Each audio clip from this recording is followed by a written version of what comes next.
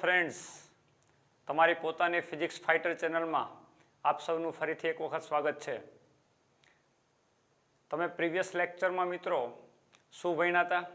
Lens મેકરનું સમીકરણ અને એની ઉપરથી MCQs આપણે ડિસ્કસ કરી હતી. તો આઈ હોપ તમને આ વાત સમજાઈ ગઈ હશે. આજે લેન્સ માટે લેન્સનો પાવર શું છે એ સમજવાનું છે. આપણે ઘણી વખત એમ કહીએ કે આ લેન્સ એકદમ પાવરફુલ છે. વાસ્તવમાં લેન્સનો પાવર એટલે શું થશે એ આજે આપણે સમજવાનું છે. દોસ્તો, ધારો કે તમારી પાસે એક આવો બહિર્ગોળ લેન્સ છે. આવો એક બહિર્ગોળ લેન્સ છે. આ એની મુખ્ય અક્ષ છે. આ એનું ઓપ્ટિકલ સેન્ટર છે અને પાતળો લેન્સ છે. પાતળા લેન્સમાં ઓપ્ટિકલ સેન્ટરથી જ બધા અંતરો ગણવાના હોય છે. આ અંતરને અવગણવાનું હોય. ઓકે, ધારો કે એક અક્ષને સમાંતર એક પ્રકાશનું કિરણ આપણે અહીંયા આપાત કરીએ તો વક્રીભૂત થઈ અને ડબલ વખત આ સપાટીને આ સપાટી પરથી વક્રીભૂત થઈ અને જો અહીંયા એની ઇમેજ ક્રિએટ થતી હોય તો આ લેન્સ માટે કેન્દ્ર લંબાઈ f જેટલું અંતર હોય અને આ એનું મુખ્ય કેન્દ્ર હોય, ફોકલ પોઈન્ટ હોય. તો બહિર્ગોળ લેન્સને બંને બાજુ ફોકલ પોઈન્ટ હોય. આ બાજુથી કિરણ આવતું હોય તો અહીંયા કેન્દ્રિત થશે, આ બાજુથી કિરણ આવતું હોય તો આ બાજુ કેન્દ્રિત. એટલે આ આનું પ્રથમ મુખ્ય કેન્દ્ર કહેવાય અને આ બાજુ એનું દ્વિતીય મુખ્ય કેન્દ્ર કહેવાય. તો આ કેન્દ્ર ઉપર, મુખ્ય કેન્દ્ર ઉપરનો પ્રકાશ વક્રીભૂત થઈને કેન્દ્રિત થશે. દોસ્તો, આ જે હાઈટ છે જ્યાં ઉપર પ્રકાશ તમે આપાત કર્યો છો એ હાઈટને આપણે h કહી દઈએ, ઊંચાઈ. અને જો h ની વેલ્યુ કોઈ એકમ કિંમત વિચારીએ, આપણે h ની વેલ્યુ એકમ વિચારીએ અને પેરેક્સિયલ કિરણો હોય એટલે ખૂણાઓ અત્યંત નાના બનતા હોય તો જ્યારે વક્રીભૂત થઈ અને કિરણ મુખ્ય કેન્દ્ર ઉપર કેન્દ્રિત થાય, જો લેન્સ ન હોત તો આ કિરણ કેવી રીતે ટ્રાવેલ કરત? આમ સીધું તો આમ વહી જાય.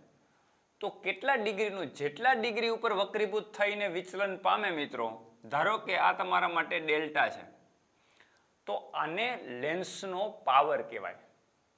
જેટલું વિચલન થાય ને એટલો એ લેન્સનો પાવર હોય. તો મિત્રો, સ્વાભાવિક છે કે જાડો લેન્સ હોય, સમજો, જાડો લેન્સ હશે તો એનું વક્રીભવન નજીક થઈ અને એની કેન્દ્ર લંબાઈ ઓછી હોય. જો પાતળો લેન્સ હોય તો એનું વક્રીભવન થોડું ઓછું થશે અને દૂર પ્રકાશનું કિરણ કેન્દ્રિત થશે. તો અહીંયા કેન્દ્રિત થાય છે અને ડેલ્ટા જેટલું વિચલન થાય છે.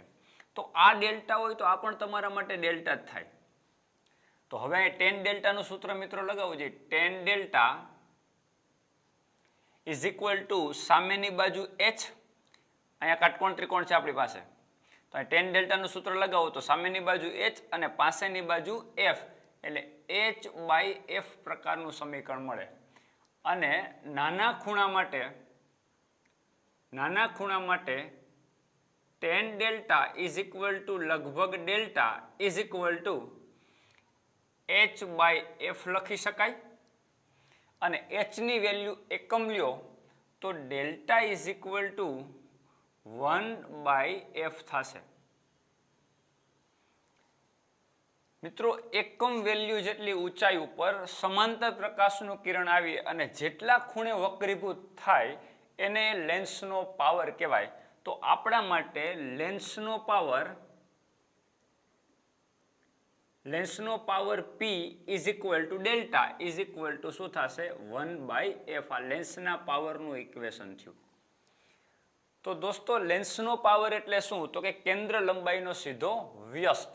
એટલે જેની કેન્દ્ર લંબાઈ ઓછી હશે એ લેન્સનો પાવર વધુ હશે, જેની કેન્દ્ર લંબાઈ વધુ હશે એ લેન્સનો પાવર ઓછો હશે. તો સ્વાભાવિક છે કે લેન્સ જો જાડો હશે તો એની કેન્દ્ર લંબાઈ ઓછી હોય. એની કેન્દ્ર લંબાઈ ઓછી હોય એટલે પાવર વધુ હોય.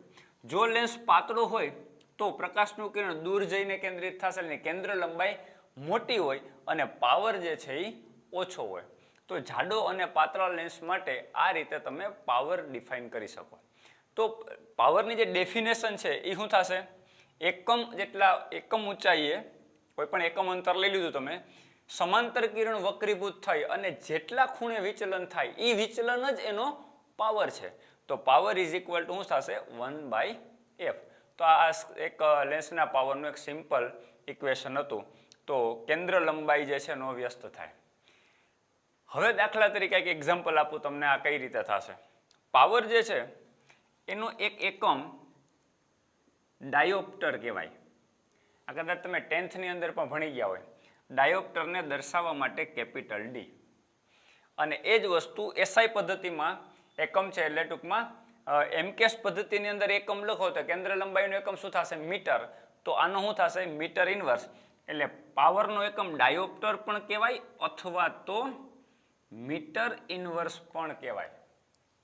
ધ્યાન રાખજો મોટા ભાગે કેન્દ્ર લંબાઈ લેન્સની સેન્ટીમીટરમાં આપી તમે ડાયરેક્ટ એનો વ્યસ્ત કરી નાખશો તો એ ડાયોપ્ટરમાં આવશે નહીં.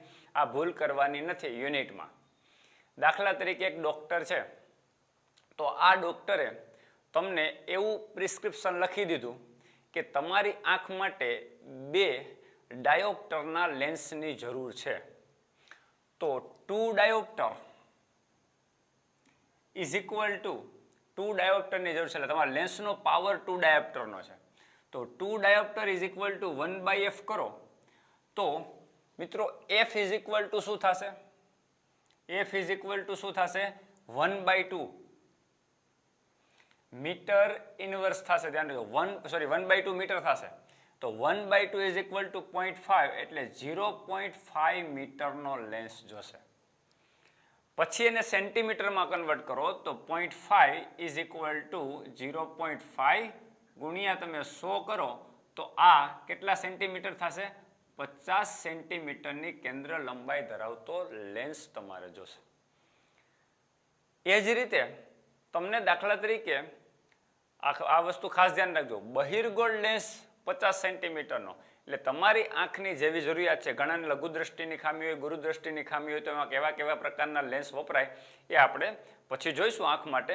પણ જો તમારે બહિર્ગોળ લેન્સની જરૂર પડતી હોય તો તમને +50 સેન્ટીમીટર એટલે કે +2 ડાયોપ્ટરનો લેન્સ સજેસ્ટ કરવામાં આવે જો 50 સેન્ટીમીટરના કેન્દ્ર લંબાઈવાળો બહિર્ગોળ લેન્સ જોતો હોય તો.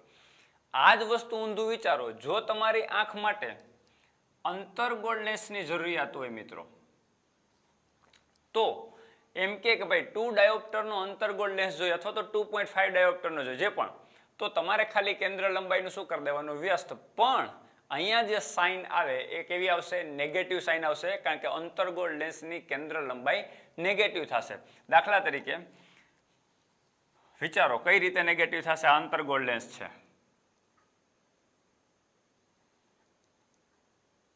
અહીંયા કોઈ સમાંતર કિરણ આવવા દો તો વક્રીભૂત થઈને આમ નીચે નહીં જાય વક્રીભૂત થઈને ઉપર જશે.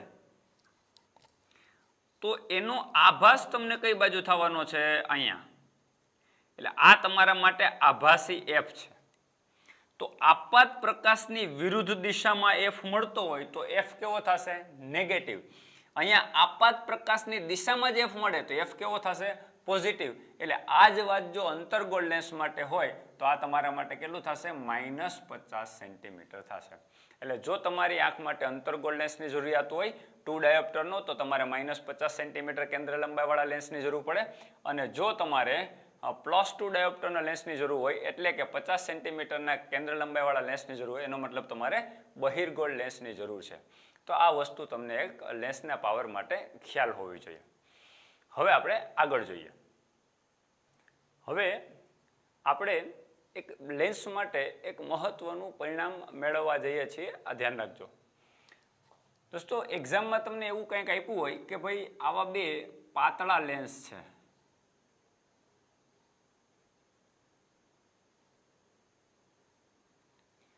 અને બંને લેન્સની સપાટી અડીને છે.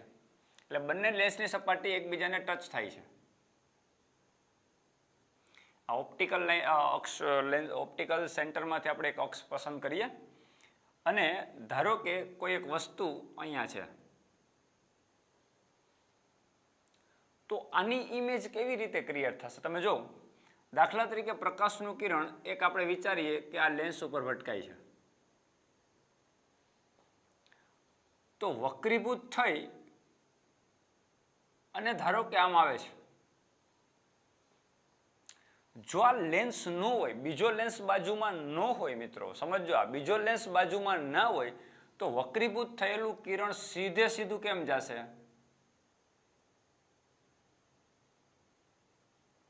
અહીંયા આવશે. એટલે જો આને વસ્તુ O કહીએ તો બંને લેન્સ માટે કોમન પોઈન્ટ આ નો કહેવાય, આ પણ ના કહેવાય, વચ્ચે કહેવાય. એટલે બધા અંતરો આપણે બંનેના જે સંપર્ક સપાટી છે ત્યાંથી ને આપણે અંતર ગણશું. તો O છે એ મુખ્ય અક્ષથી O છે એ આ બંને જે સંપર્ક સપાટી છે એનું જે પોઈન્ટ છે ત્યાંથી વસ્તુ કેટલી દૂર છે? તો કે ધારો કે U.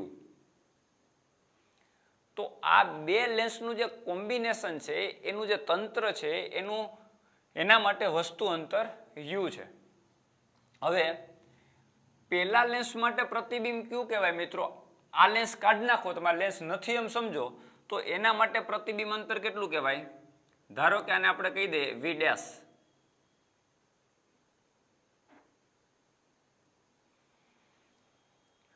હવે વાસ્તવમાં આવું થતું તો નથી એટલે જ મેં ડોટેડ લાઈન બતાવી કે અહીંયા તો કિરણ જાતું નથી, વચ્ચે બીજો લેન્સ આવી ગયો એટલે બીજા લેન્સ ઉપરથી ફરી વક્રીભવન થાય અને અહીંયા એની ઇમેજ રચાય છે. તો અહીંથી આ જે ડિસ્ટન્સ છે એને હું કહી દઉં V. તો બંને લેન્સના કોમ્બિનેશનનું ફાઇનલ પ્રતિબિંબ કયું થશે? V. પેલા લેન્સનું પ્રતિબિંબ કયું થશે? V dash. પેલા લેન્સ માટે વસ્તુ કોણ થશે? U. હંમેશા કોમ્બિનેશનમાં મગજમાં રાખવાનું, પેલાનું પ્રતિબિંબ એ બીજા માટે વસ્તુ થઈ જાય મિત્રો. શું કામ? કારણ કે આ લેન્સને આ તો દેખાતું નથી, આ લેન્સને કયું કિરણ દેખાય છે મિત્રો? આમાંથી જે આવે. તો આમાંથી કિરણ જે આવે છે એનો આભાસ તો અહીંયા પડે છે. તો પેલા લેન્સનું આભાસ છે એ બીજા લેન્સ માટે વસ્તુ બની જાય. પેલા લેન્સ માટે વસ્તુ, અગેન ફરીથી કહું છું વિદ્યાર્થી મિત્રો ધ્યાન રાખજો, પેલા લેન્સ માટે વસ્તુ કોણ? તો કે U. કારણ કે આ લેન્સને આ સીધું દેખાય છે. દેખાવું એમ મીન્સ કે એનો પ્રકાશના કિરણનું વક્રીભવન કરે છે, રાઈટ? એટલે આ કોનું વક્રીભવન કરે છે? આ કિરણનું. એટલે પેલા લેન્સ માટે વસ્તુ U. પેલા લેન્સનું પ્રતિબિંબ ક્યાં રચાત? આ લેન્સ ન હોત તો અહીંયા. તો પેલા લેન્સ માટે પ્રતિબિંબ V ડેશ. બીજા લેન્સ માટે વસ્તુ કોણ? એટલે બીજા લેન્સ કેનું વક્રીભવન કરે? આનું નથી કરતું. કોનું કરે? અહીંથી આવે એનું. આની ઇમેજ ક્યાં રચાય? અહીંયા, રાઈટ?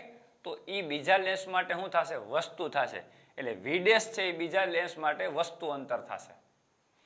અને બીજા લેન્સ માટે ફાઇનલ જે પ્રકાશનું કિરણ વક્રીભૂત થઈને અહીંયા આવે એ બીજા લેન્સ માટે શું થશે? પ્રતિબિંબ અંતર થશે. અગેન કહું છું, પહેલા લેન્સ માટે વસ્તુ અંતર U, એના માટે પ્રતિબિંબ અંતર V ડેશ. બીજા લેન્સ માટે વસ્તુ V ડેશ અને પ્રતિબિંબ અંતર શું થશે? V થશે. તો હવે આપણું જે લેન્સ મેકરનું સમીકરણ જે છે અહીંયા એપ્લાય કરીએ મિત્રો, તો પહેલા લેન્સ માટે અને બીજા લેન્સ માટે. પહેલા લેન્સ માટે એપ્લાય કરું તો શું થશે? તમે જો, પહેલા લેન્સ માટે એપ્લાય કરીએ તો શું થશે? -1/U. તો પહેલા લેન્સનો U તો U જ છે, +1/ પહેલા લેન્સ માટે પ્રતિબિંબ અંતર કેટલું છે મિત્રો? V dash. એટલે V dash is equal two 1/f1. ધારો કે આની કેન્દ્ર લંબાઈ f1 છે અને આની કેન્દ્ર લંબાઈ f2 છે. આવા બે લેન્સનું કોમ્બિનેશન છે. તો પહેલા લેન્સની કેન્દ્ર લંબાઈ f1. આ પહેલું ઇક્વેશન થયું. આ જ વસ્તુ તમે બીજા પેલા માટે લખો તો શું થશે? -1/U. પણ બીજા લેન્સનું U કોણ? બીજા લેન્સ માટે વસ્તુ કોણ? તો કે V ડેશ. એટલે V ડેશ થશે. +1/ બીજા લેન્સનું પ્રતિબિંબ કયું? તો કે V. એટલે V થશે. Is equal two 1/f2. આ ઇક્વેશન નંબર 2. મિત્રો આ બંને ઇક્વેશનનો આપણે સરવાળો કરીએ એટલે ફાઇનલ જે આપણને રિઝલ્ટ મળે છે એ શું મળશે? જો 1/V ડેશ પ્લસ અને -1/V ડેશ આ બંને કેન્સલ, સરવાળો કરશો એટલે -1/U plus 1/V is equal two 1/f1 plus 1/f2 એટલે is equal two 1/f1 plus 1/f2 થશે. આઈ હોપ આ વાત બધાને ક્લિયર થઈ ગઈ હશે. હવે બંને લેન્સનું કોમ્બિનેશન કરીએ આપણે તો ફાઇનલ વસ્તુ કઈ અને ફાઇનલ પ્રતિબિંબ કયું. ફાઇનલ વસ્તુ એ કે શરૂઆતમાં પ્રકાશની મૂળ વસ્તુ ઉપરથી કિરણો કઈ જગ્યા ઉપરથી આવે છે તો કે કેટલા અંતરેથી આવે છે, યુ અંતરેથી. આ ફાઇનલ વસ્તુ કહેવાય. અને આ ફાઇનલ પ્રતિબિંબને કહેવાય, આ તો આભાસી છે. ફાઇનલ પ્રતિબિંબ બંનેમાંથી અથડાઈને આ વાસ્તવિક પ્રતિબિંબ અહીંયા રચાય છે. એટલે ફાઇનલ વસ્તુ યુ અને ફાઇનલ પ્રતિબિંબ વી. તો બંને લેન્સના કોમ્બિનેશનની સંયુક્ત કેન્દ્ર લંબાઈ જો હું એફ ધારી લઉં તો -1/u plus 1/v is equal two મિત્રો શું થશે 1/f. એટલે અહીંયા તમારું શું થશે 1/f is equal two final વસ્તુ અને આ તમારું ફાઇનલ પ્રતિબિંબ. તો સંયુક્ત કેન્દ્ર લંબાઈ f ધારું તો -1/u plus 1/v is equal two 1/f. તો 1/f1 પ્લસ 1/f2. તો આ એક લેન્સની કેન્દ્ર લંબાઈ થઈ, આ બીજા લેન્સની કેન્દ્ર લંબાઈ થઈ. બંને લેન્સ અડકીને છે એટલે મીન્સ કે સ્પર્શીને છે અને આ છે એ સંયુક્ત તંત્રની કેન્દ્ર લંબાઈ થઈ. તો મિત્રો સંયુક્ત તંત્રની કેન્દ્ર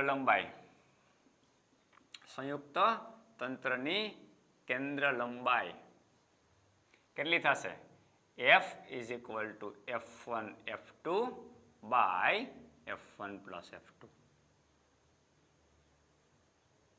આટલી કેન્દ્ર લંબાઈ થશે. આનું તમે સાદું રૂપ આપશો એટલે f ને કરતા બનાવશો એટલે કેટલું મળશે? f1 f2 by f1 plus f2. આટલી કેન્દ્ર લંબાઈ થાય. હવે આપણને ખબર છે કેન્દ્ર લંબાઈનો વ્યસ્ત એટલે પાવર. તો સંયુક્ત પાવર લખવો હોય આપણે તંત્રનો તો 1/f ઇઝ ઇક્વલ ટુ શું?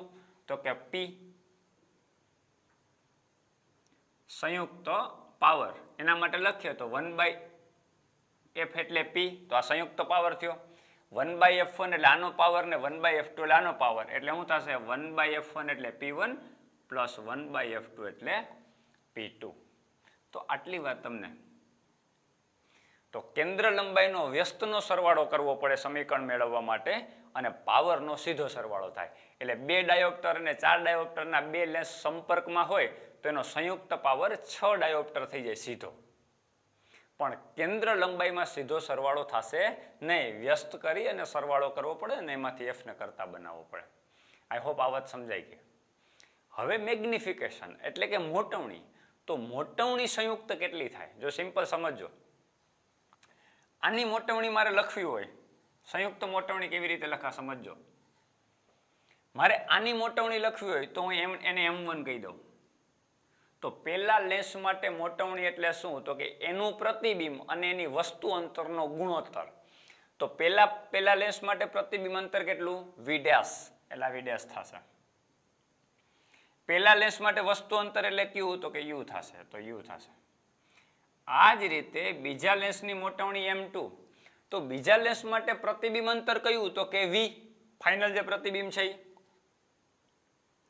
અને બીજા લેન્સ માટે વસ્તુ કયું?